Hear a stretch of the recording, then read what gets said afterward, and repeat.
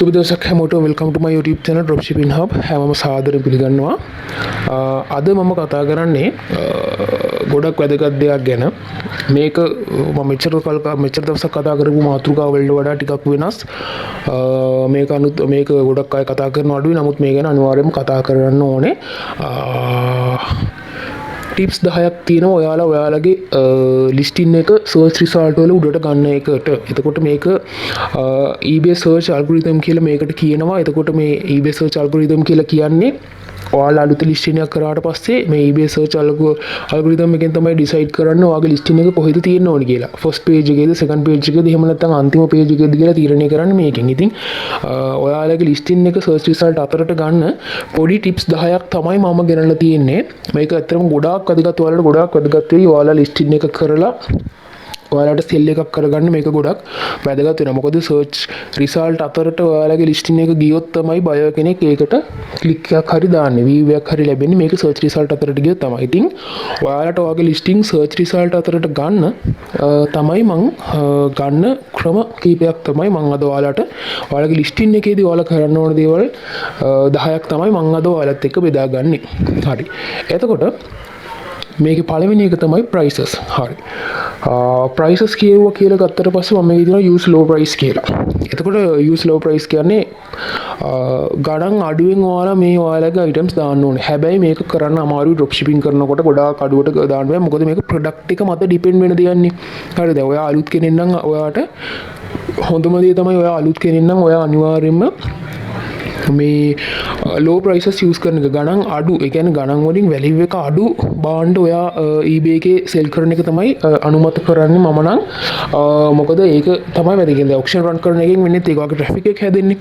හරි. එතකොට දැන් ඒක ඔයාගේ product එක මත depend වෙනවා. නමුත් ඔයා price එක අඩුවෙන් use මේ දානවා කියන්නේ දාලුත් product වලට ගොඩාක් වෙලාවට price එක අඩුවෙන් use කරන්න.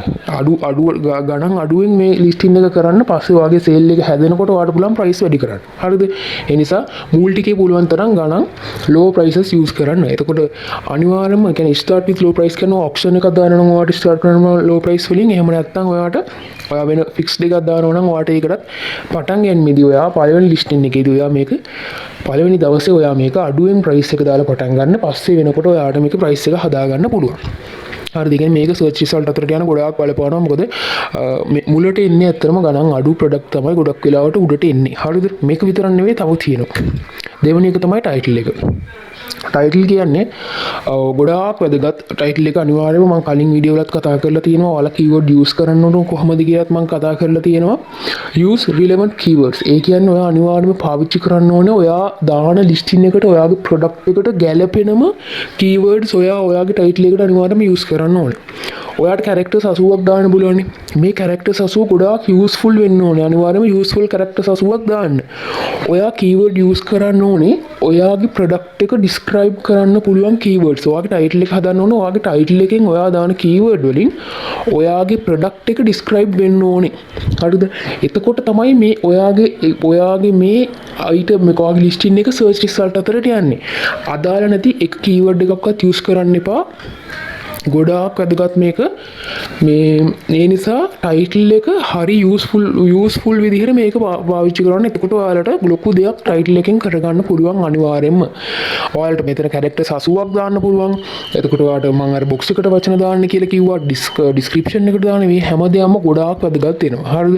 ඒ නිසා ටයිටල් එකත් හරිම වැදගත්. හරි ලස්සනට ටයිටල් එකට දාන්න keywords ටික දාන්න. මේ ඒ keywords වලින් ඔයාගේ item එක මේ මගේ item එක ගැන මේ item එක ගැන describe වෙන විදිහට ඔයාගේ title එක use කරන්න. ඊළඟ එක sold history. sold history එකත් ගොඩාක් වැදගත්. මොකද ඔයා හිතන්න ඔයා buyer කෙනෙක් කියලා. ඔයා buyer කෙනෙක් විදිහට ඔයා eBay එකට ගිහිල්ලා ඔයා භාණ්ඩයක් ගන්න යනකොට ඔයා ඒකට ගිහිල්ලා බලනවා කවුද මේක අරන් තියන්නේ. 100ක් 200ක් sold වෙලා තියෙනවා නම් ඔයා කිසි ප්‍රශ්නයක් නැතුව ඔයා මේක ගන්නවා. ඒ කියන්නේ sold history එක ගොඩාක් වැදගත්. buyer කෙනෙක් වුණත් ඔයාගේ listing එකට ආවම මේක sold history එකක් තියෙනවා නම් එයා මේකට කැමතියි. ඒ නිසා කවදාවත් ඔයාගේ sold history එකක් තියෙන item එකක් හරි sold වෙලා sold history එකක් තියෙන item එකක් කවදාවත් ඔයා remove කරන්න එපා. හරිද? remove කරනවා කියන්නේ ඒක ඔයාට පාඩුවක්. sold history එක තියෙනවා කියන්නේ ඔයාගේ item එක sold වෙලා මෙච්චර sold වුණා කියලා ඔයාගේ sold history එකක් තියෙනවා කියන්නේ search result වල ඔයාගේ අයිටම් එක අනිවාර්යයෙන්ම උඩට යනවා. අතනවා ඒ කියන්නේ ඒකයි මම කියන්නේ කවදාවත් රිමූව් කරන්න එපා ප්‍රොඩක්ට් එකක් ඔයාගේ සෝල්ඩ් හිස්ටරි එකක් තියෙනවා නම්.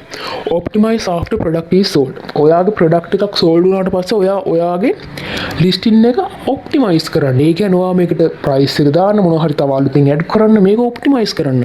සෝල්ඩ් වුණාට පස්සේ ක්වොන්ටිටි එක දාලා නිකන් ඉන්න එපා.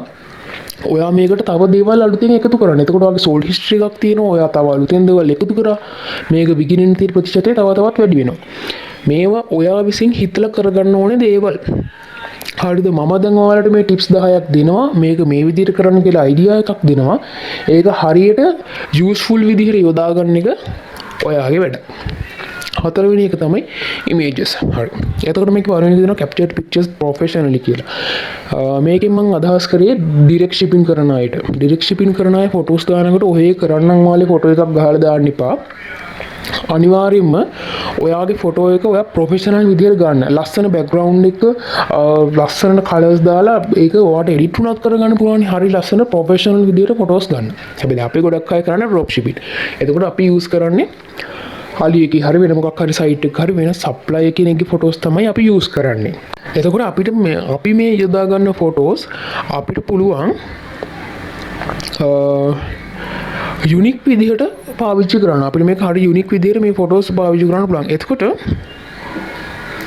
මේකෙදී ඔයාලට ඔයා දැන් වෙන කෙනෙක්ගෙන් ගන්න ෆොටෝ එක ඔයාලට මේකට වෝටර් මාක්ස් යූස් කරන්න පුළුවන්. එතකොට කොලාජ් හදන්න පුළුවන්. කොලාජ් කියන්නේ ඔයාලට කම්බයින් කරන්න පුළුවන්. ඔයාලට මේ ෆොටෝස් ගන්න. ෆොටෝස් අරගෙන ඒක කම්බයින් කරලා ඔයාලට ලෝගෝ එකක් තියෙනවා නම් සහ වගේ ස්ටෝරි එක නම හරි ඔයාලට මොකක් හරි මේකට වෝටර් මාක් එකක් දාලා මේක බයෝ කෙනෙක්ට ආස හිතෙන විදිහට ඔයාලට ෆොටෝස් හදන්න පුළුවන්. හරිද? මේ ඒක ඒ විදිහට ඒකත් ප්‍රොෆෙෂනල් විදිහට කම්බයින් පාර දාලා කොලාජ් එක දාලා ලෝගෝ එකක් දාලා ඒක හරි ලස්සනට ප්‍රොෆෙෂනල් විදිහට ෆොටෝ එක හදන්න. හරිද? ඊට පස්සේ number of image. මේකත් ගොඩාක් වැදගත්. number of image කියන්නේ මේ ඔයා පුළුවන් තරම් image ප්‍රමාණය වැඩි කරන්න. ඒක විදිහට හදාගත් images ප්‍රමාණය ඔයාගේ main images වලට දාන ඒ ඉමේජ් ගාන ඔයාට දාන්න පුළුවන් උපරිම ඉමේජ් ගාන මේකට යූස් කරන්න. මොකද ඔයාට පුළුවන් වෙන්න ඕනේ ඔයාගේ අයිටම් එක බලන බය කෙනෙක් අපි වුණත් ගියාට පස්සේ අපි ටෙක්ස්ට් කියවන්න කැමති නෑනේ. අපි කැමති පික්චර්ස් බලන්න. අපි පත්තරයක් ගත්තත් අපි බලන්නේ ෆොටෝස් ටික විතර. ඉතින් ඔයාගේ අයිටම් එක ගැන ඔයා ඩිස්ක්‍රයිබ් එකක් කරන්න ෆොටෝස් යූස් කරන්න. මේ ෆොටෝස් දාලා ඒ ෆොටෝස් වලින් අයිටම් එක ගැන අයිඩියා එකක් බයට දෙන්න. එයාට ෆොටෝස් බලාගෙන යනකොට මේක ගැන ඉන්ට්‍රස්ටිං එකක් ඇති වෙනවා. ඩිස්ක්‍රිප්ෂන් එකට යොදා ගන්න ඒවා මේ ඉමේජස් වලට යොදා ගන්න ඒවා මේවා හරි යූස්ෆුල් විදිහට පාවිච්චි කරන්න. ඒක කියන්නේ ඉමේජ් number of image කියලා මම මෙන්ෂන් කරේ එකයි. පුළුවන් එකක් ෆොටෝස් එකක් දෙකක් දාන්න එකක් දෙකක් නෙවෙයි. පුළුවන් තරම් ඉමේජ් දාන්න. බයට බලන්න ආස හිතෙන්න ඉමේජ් මේකට දාන්න. එතකොට ඒ ඉමේජස් වල තියෙන කීවර්ඩ්ස් වලිනුත් ඔයාගේ අයිටම් එක සර්ච් රිසල්ට් අතරට යනවා. මේ හැම දෙයක්ම ඔයාගේ අයිටම් එක සර්ච් රිසල්ට් අතරට යන්න වැදගත් වෙනවා. ඒකයි මම මේ හැම දෙයක්ම මේකට දාලා තියෙන්නේ. හරිද? හරි. ඊළඟ එක shipping handling. හරි.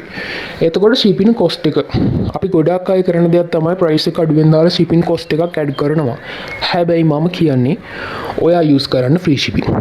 ඇයි eBay එක කැමති free shipping use කරනවා නම් eBay එක කැමති buyer කෙනෙක් වෙන additional cost එකක් ගෙවනවට වඩා product එකේ price එකෙන් ඒ price එක විතරක් ගෙවලා ඒක ගන්නවට eBay එකත් කැමති buyerත් කැමති. හරිද? ඔයා free shipping පුළුවන් තරම් හැම එකකටම දාන්න. ඔයාට shipping cost එකක් කියනවා නම් ඔයා ඒක ඇඩ් කරන්න ඔයාගේ අයිටම් එකේ ප්‍රයිස් එකට. ෆ්‍රී shipping මම කියන්නේ ෆ්‍රී shipping යූස් කරන්න. ඒක ගොඩාක් වැදගත් වෙනවා. මොකද eBay එකනොත් කැමති ඔයා ෆ්‍රී shipping දානවා නම්. අපිට එක මෙතඩ්ස් පාවිච්චි කරන්න පුළුවන්. නමුත් ඔයා ෆ්‍රී shipping දාන්න මම කියන්නේ ෆ්‍රී shipping දාන එක ගොඩාක් වැදගත්. මොකද දැන් ඕන කෙනෙක් වුණත් අයිටම් එකක් ගන්න යනකොට ඒක ෆ්‍රී shipping කියලා දැක්කහම දැන් වෙන රටකටනේ දැන් හොඳ අයිටම් එකක් දැක්කම ෆ්‍රී shipping කියලා දැක්කහම බය වුණත් ඒකට පොඩ්ඩක් එයා ඉන්ටරෙස්ට් වෙනවනේ මේක ෆ්‍රී shipping නිසා එයා බලනවා. හැබැයි shipping cost එක තියෙනකොට අයිටම් එකේ price එකයි යට shipping cost එකක් පේනකොට එයා කල්පනා කරනවා මේක shipping cost එකකුත් යනවා කියලා සමහර වෙලාවට ක්ලික් එකක්වත් අදින්න නැති වෙන්න පුළුවන්.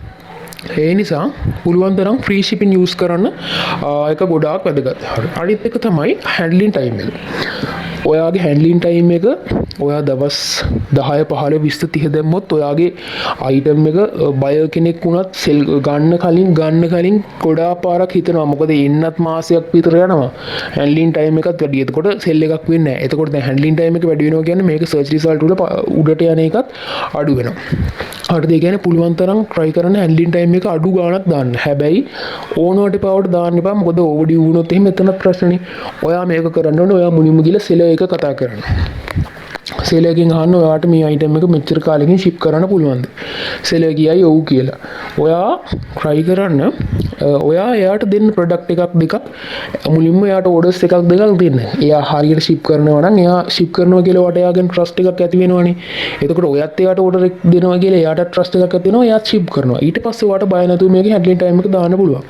හැන්ඩලින් ටයිම් එක දවස් 3-4 තමයි හොඳ. හැබැයි අලුත්ම කෙනෙක් නම් දවස් 5ක් විතර දාන්න. දැන් මේ දවස්වල නම් එච්චර අඩුවෙන් දාලා අර යන්න එහෙට ඒ රටවල් අදාළ රටවල ඩිලිවර් වෙන ලේට් එක නිසානේ ඔය හැන්ඩලින් ටයිම් එක වැඩි කරන්න කියලා තියෙන්නේ. ඉතින් ඒ නිසා මේ දවස්වල මම පොදුවේ කතා කරන්නේ හැන්ඩලින් ටයිම් එක අඩුවෙන් දාන තරමට ඔයාට සෙල් එකක් වෙනවා. හැබැයි ආවට ගියට දාන්න එපා. හොඳට මේ දේවල් බලලා හිතලා හොයලා බලලා ඔයාට කරන්න පුළුවන් දේවල් විතරක් මේ දේවල් වලදී කරන්න අනිවාර්යයෙන්ම. 6 වෙනි එක Store activity plus customer service. Store activity කියන එක ගොඩාක් වැදගත්.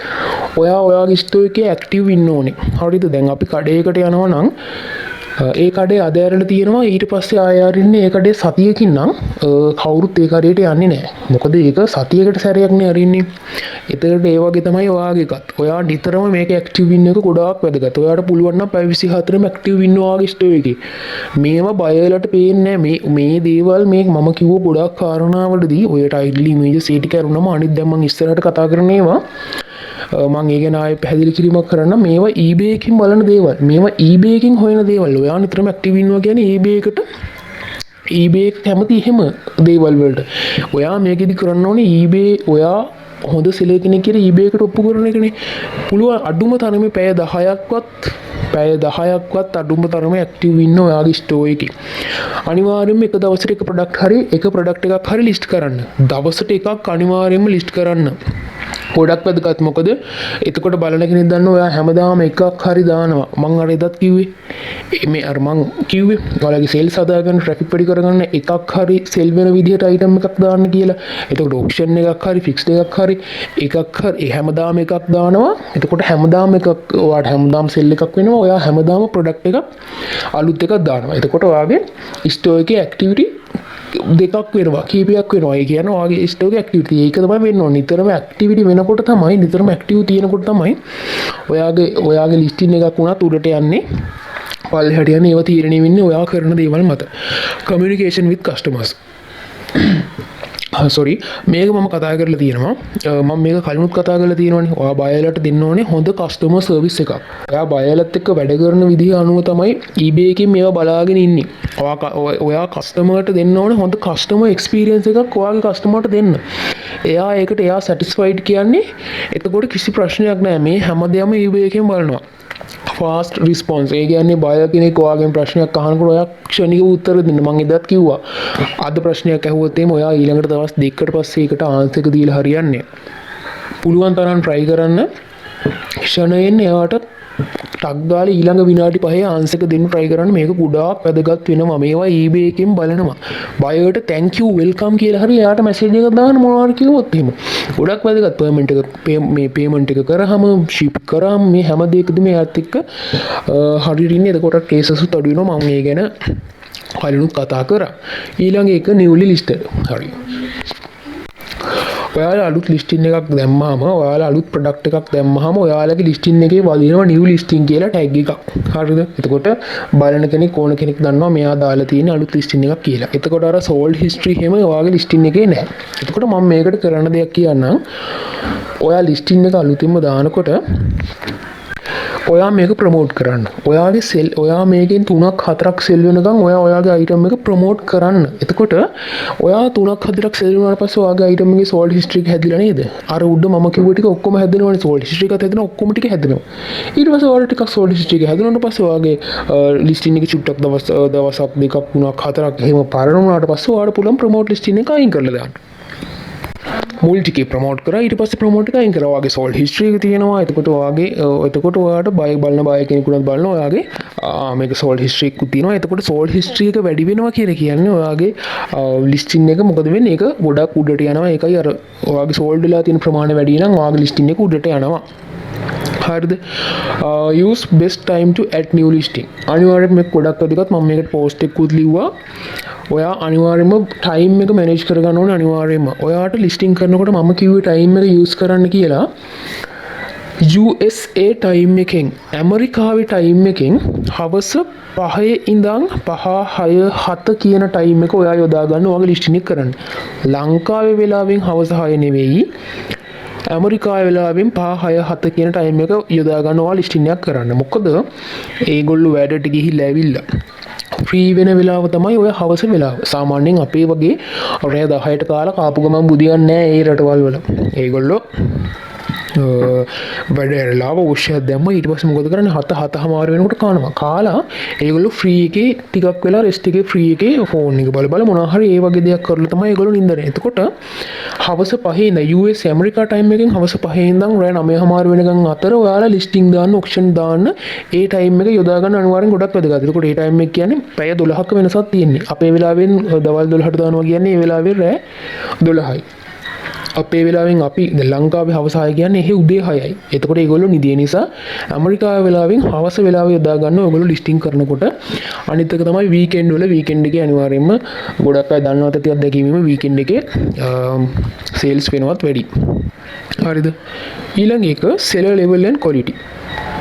මේක සෙලර් ලෙවල් කියලා මම අදහස් කරේ ඔයාලා টপ රේටඩ් වෙන්න ඕන නැහැ. දැන් ඔයාලා බව් ස්ටෑන්ඩ් එක මේක ගොඩක්ම eBay එකෙන් සර්ච් වෙන දෙයක්. ඔයාලගේ ලිස්ටින් එක කොහෙද තියෙන්න ඕන කියලා eBay සර්ච් ඇල්ගොරිතම් එකනේ තීරණය කරන්නේ. ඒ කියන්නේ eBay එකෙන් තමයි ඔයාලගේ ලිස්ටින් එක අදාළ තැනට දාන්නේ. ඔයාලගේ eBay account එකේ තියෙන activity මේ දේවල් අනුව eBay එක තමයි තීරණය කරන්නේ ඔයාගේ මේක කොහෙද තියෙන්න ඕන කියලා. එතකොට update tracking number on time. ඔයා ට්‍රැකින් නම්බර් එක හරියට වෙලාවට අප්ඩේට් කරලා තියෙනවා නම් ලේට් වෙලා නැත්තම් ලෝ ලේට් ෂිප්මන්ට් රේට් කියන්නේ ඒකයි. ෂිප්මන්ට් ඔයා ලේට් ෂිප්මන්ට් රේට් එක වගේ අඩුයි නම් eBay එකේ මේ දේවල් බලනවා ඔයාගේ ලිස්ටින් එක අදාළ තැනට ගෙනියනවා. මම මේ ගැන ගොඩක් කතා කරනවා මොකද මම මේක කලින් කතා කරලා තියෙන නිසා. ලෝ ඩිෆෙක්ට් රේට් කියන්නේ ඔයාගේ රිස්පොන්ස් එකක් නැතුව කේස් ආපු ඒවා ක්ලෝස් වුණේ. ඒ කියන්නේ eBay එක මැදිහත් වෙලා කේස් ක්ලෝස් කරපු එක. එතකොට මේ දේවල් ගැන මම කලින් කතා කරා. මේවා අනිවාර්යෙන්ම හරි ප්‍රසන්ටේජ් එකට තියාගන්න. මේවා හරි මට්ටමකට තියෙනවා කියන්නේ eBay එක ඔයාගේ ලිස්ටින් එක බැලුවම මේක මෙයා මෙහෙම කරලා තියෙනවා. මෙයාගේ ලිස්ටින් එක අනිත් දේවලුත් බැලුවා. ඔයාගේ ලිස්ටින් එක කොහෙද තියෙන්න ඕනේ කියලා එයාලා තීරණය කරනවා. නවවෙනි එක number of item specifications more keyword in your listing. ඔයා අනිවාර්යයෙන්ම ඔයාගේ ලිස්ටින් එකට යොදා ගන්න ස්පෙસિෆිකේෂන්ස් තියෙනවනේ. මෙන්න මේ ස්පෙસિෆිකේෂන්ස් වලට ඔයා යොදා ගන්න වචනත් එක්තරා ආකාරයක keyword එකක් තමයි. ඔයාගේ item එකට ගැලපෙන හරි ස්පෙસિෆිකේෂන්ස් ඔයාගේ ලිස්ටින් එකට දාන්න. ඒ වගේනුත් ඔයාගේ item එක අනිවාර්යයෙන්ම සර්ච් වෙනවා. හරිද? ඒවත් keyword. එතකොට ඔයා description එකට යොදා ගන්න ඒවා, ඔයාගේ title එකට යොදා ගන්න ඒවා, box එකට යොදා ගන්න ඒවා, specifications මේ හැම දෙයක්ම keyword තමයි. මේ හැම එකකින්ම ඔයාගේ listing එක උඩට යනවා. ඒ නිසා අනිවාර්යයෙන්ම specification වලට යොදා ගන්න වචනත් ඒ keyword උත් හරියට යොදා ගන්න. ඔයාගේ listing එක up වෙන්නේ ඒකත් ගොඩක් වැදගත් වෙනවා. ඊළඟ එක mobile description loading speed. මේක ගොඩක් වැදගත්. ගොඩක් බය වෙලා ගොඩක් අය කස්ටමර්ස්ලා eBay එකේ මොනවා හරි සර්ච් කරනකොට සර්ච් කරන්නේ යාලා කම්පියුටර් එක ඔන් කරගෙන සර්ච් කරන්නේ ෆෝන් එකෙන් තමයි යාලා මේ වැඩේ කරන්නේ. එතකොට මෙයාලා මේක බලන්නේ ෆෝන් එකෙන්. ගොඩක් බය 190%ක්ම මොබයිල් එකෙන් තමයි මේක කරන්නේ. එහෙනම් ඔයාගේ ලිස්ටින් එක මොබයිල් ෆ්‍රෙන්ඩ්ලි වෙන්නම ඕනේ. ඔයා ලිස්ටින් එක කරනකොට ඒක හදන්න මොබයිල් ෆ්‍රෙන්ඩ්ලි විදියට හදලා ඔයා ලිස්ටින් එක කරන්න. හරිද? අනිත් එක තමයි loading speed. මේකත් ගොඩක් වැදගත්. මොකද buyer කෙනෙක් ඔයාගේ listing එක වෙනුවෙන් ගොඩක් time එකක් waste කරන්නේ නැහැ. එයා බලුවා මේක load වෙන්නේ නැත්නම් එයා යනවා යන්න. එතකොට load වෙන්නේ නැහැ කියන්නේ internet connection අවුලක් වෙන්නත් පුළුවන්. නැත්නම් ඔයාගේ item ඔයා දාන listing එකේ description එකේ weight එක එහෙම වැඩි වුණාමත් මේ loading speed එක අඩු වෙනවා. හරිද? එතකොට ඔයා description එකට දාන photos වල pixels ගාන අඩු කරලා දාන්න. නැත්නම් ඒ කියන්නේ දැන් Weebly එකේ දානකොට ඔයාට Weebly එකේ කෙලින්ම pixels ගාන අඩු කරන්න පුළුවන්.